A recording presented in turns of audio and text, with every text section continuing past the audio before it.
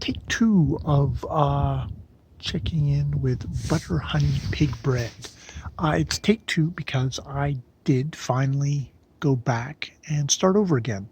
So this is chapters 1, 2, and half of 3 that I'm talking about tonight as I've gotten home from work. I feel like I've got a better hold on things. I can see where I'm having my confusion in that I think I'm sort of a little let down by the audio recording here, in that, like, if this was the page of a book, I have a feeling that there would be at least a white space. There might be a little title. I think there is a title because it often switches between the mother and then the two daughters that center around the story, and we're telling it from different perspectives. And usually when we get to like Tai or Kempurnachi, who's the mother, or Kai, I'm gonna have to look up the spelling and then listen and then try and fix it in my head. I can see in a book there'd be a visual key, but in the audiobook, it's sort of like we read. They'll say the name Tai, and then they read. Same reader. Yes, the mother is in third person, whereas I think both daughters are in the first person. I think. Am I paying attention? Um, but I'll be listening along and suddenly like, oh shit, we changed. Whereas if there was just something as simple as like a little sound or something there to represent that switch, it would be a lot easier to kind of hold on to. And as audiobooks go, most people don't sit in a chair and just focus as hard as they can while like maybe reading the book at the same time. No, they're I'm biking. I'm biking. Maybe I'm doing housework at home, but I've got a puppy, so that's not really happening that much at the moment either, because Theo is a full-time job, even if Shira tries to kind of help out. That said, this time I do feel like I got a better sense of the book, and the whole theme of food comes out very much with Kempurnachi, this the mother, who was born as kind of a troublesome spirit who came back and forth before finally kind of taking and becoming, I guess, Kempurnachi in this family, and but always sort of just in danger of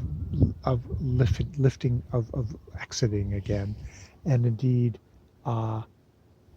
looking at a knife and saying, that's a door out of here again, just a quick slash, and I'd be out of this life again.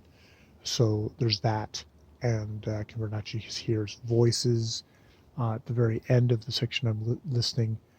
There's another girl at the school that she's boarding at, because I think she's kind of one of those kids where the mother didn't want her around, and probably because of all this being a difficult child, mental spirit stuff. There's another child there, Mercy, who, gets taken to the kind of hospital, and then she sees later, it's like, oh, Mercy, why don't you come over here? Why don't you come over here? And Mercy doesn't come over here. And it's like, who are you talking to? There's nobody over there. It's like, yeah, because she's seeing dead Mercy's spirit or something like that afterwards.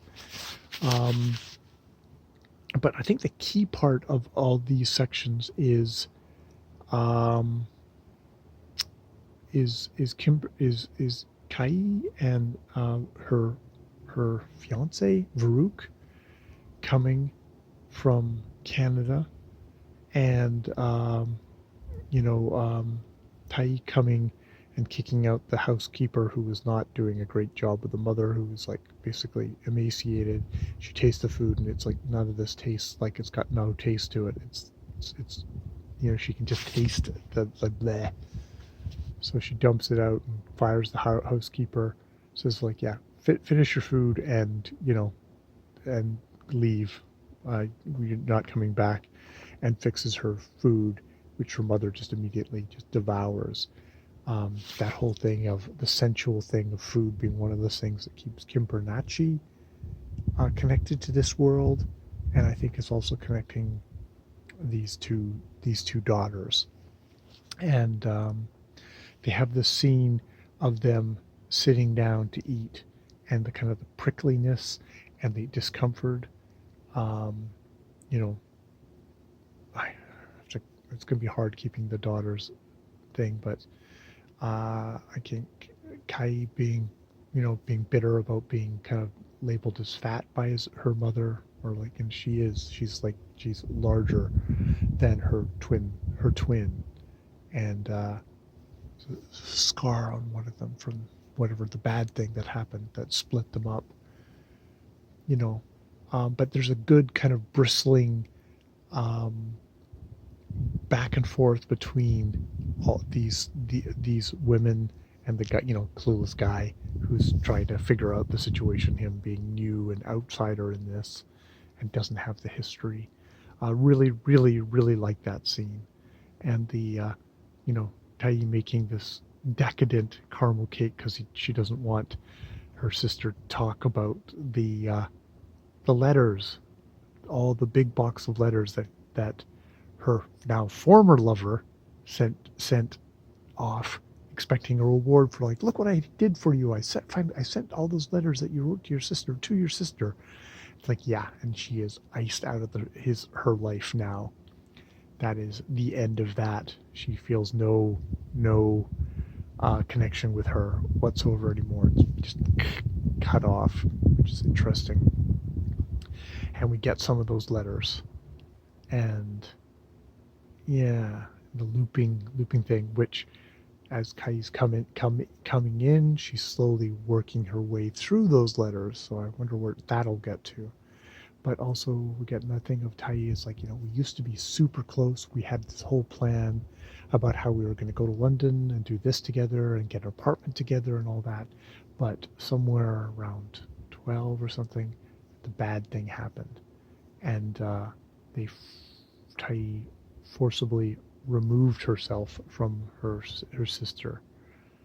So there's been some things happened, and there's a scar on the jaw that's involved, and it's like, it's really good stuff in that you're totally sucked in. It's like, what happened is there. And yeah, we're just getting all these wonderful descriptions of Nigeria, of the food, of yeah. And there's just a little section there on Farouk. Farouk being the product of a Muslim woman sleeping with a white French dude, and I think Moroccan.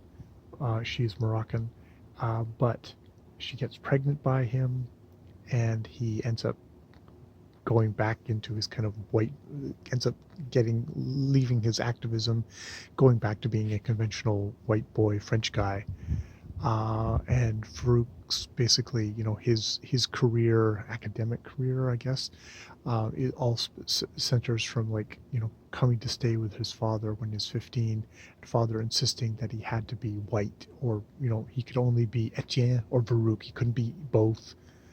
And, a drunken Skype call where he's complaining about, I was Moroccan in France without ever actually having ever been in Morocco myself.